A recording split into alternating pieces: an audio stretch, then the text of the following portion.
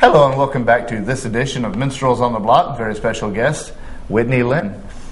Now, you're in the gospel as opposed to the rock and roll underground or whatever, all kinds of underground. So it's a little bit different from what the people that I normally have. I've had some gospel people on before. What do you think of the local scene as far as music? That's a toughie.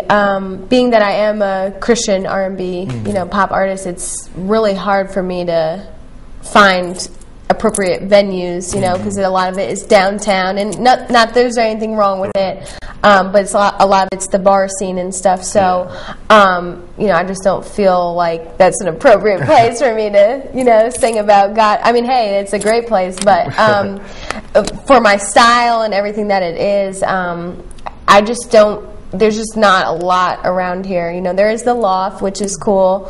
I've done that before, open mic nights and stuff. Right. But that's a problem that I feel like I face here. It's just there's really not much, for music scene wise, and that's why I started finding things in Atlanta and things like that. But I'm sure that'll all grow. Once the city starts growing even more with the influx from Kentucky and all that. I'm sure they'll get some more stuff. But I just wish there was like some cool lounges. Or have you ever heard of the Bluebird Cafe? That's in Nashville. It's like a huge music cafe, and people go there and they get discovered. And I just wish there was something like that where you can just go and everybody, all the local artists go. It's just there's just unfortunately nothing like that. The closest thing I think used to be for like you said, the Loft was very open to a lot of different things, and to my knowledge, they don't still do open mic. Right. So that also answers my next question: what would you like to see happen in the scene? Well, yeah, that would be great.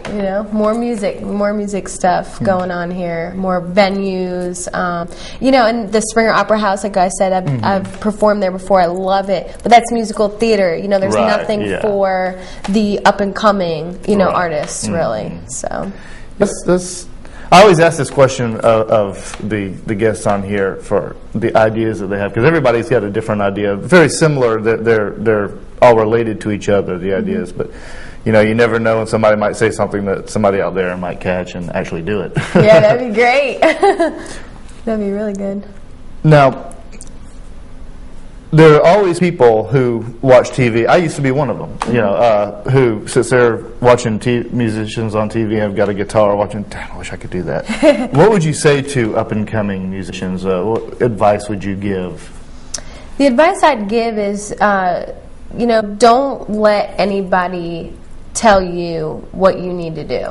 Don't let somebody throw dirt on your dreams and try to say, you need to be a teacher, or you need to be a nurse. If you feel like this is what you're called to do, then you do whatever you can to get to that point. You work on your craft every day. Do your warm-ups. Work on your vocal technique.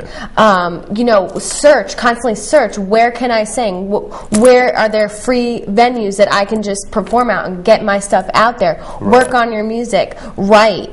Don't give up on writing. If you feel inspired, start writing something. And of course, you can start out little. Start out in these little places. Starting out in the little places turns into something big. Don't get discouraged. If there's like here, like I was saying, not a main music venue. Find other avenues and just get your stuff out there and do whatever you can, and don't give up on your dreams, And don't be discouraged if you don't get the best reception the very first time around. It takes a little while. Oh yeah, and I have to tell you, and this is for everyone out there, I have auditioned I've had a lot of accomplishments, thank God, but I have had so many auditions, I can't even count how many, that I have gotten rejected or, not even looked at, or, so, and at first, when you're first doing it, when you're first auditioning, you get really discouraged, and, you feel like, oh man, am I even good enough, or what's happening? But after you keep doing them, you're like, you know what? that just wasn't the right thing for me. You know, God has something better for me. He's going to open the door somewhere else. And so in life, I've learned to actually accept rejection as a good thing, because God knows better than we do, you know, so. Shut one door, the right one opens. That's right. Yep. So tell me about yourself. I believe you have a website. Of course, there's this card. Yeah. Tell me about your website. What is it? And we'll flash it on the screen. Okay, cool. My website is www.whitneylynn.org, and there you'll find my bio, photos.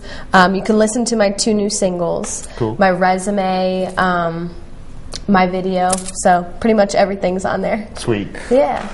Now, you on Facebook? I am. Oh, you are on Facebook, yeah. Yeah. Everybody is. Yesterday. Isn't everybody on Facebook? They are on Facebook. That's the new fad. I'm under Whitney Lynn on Facebook. Very cool. And, you know, if everyone could check out my music video, which was directed by Sam Beeman. You can find that on YouTube, and you just type in Whitney Lynn, Sweet Symphony. Very cool. Yeah. Well, I hope you've enjoyed this edition of Minstrels on the Block. A very special guest, Whitney Lynn. Very glad to have had you on the show. Thank you very much. Thank you for having me. It is my pleasure. Hope to see you next time. In the meantime, check this out, Whitney Lynn's video. I'm Brian Mallard.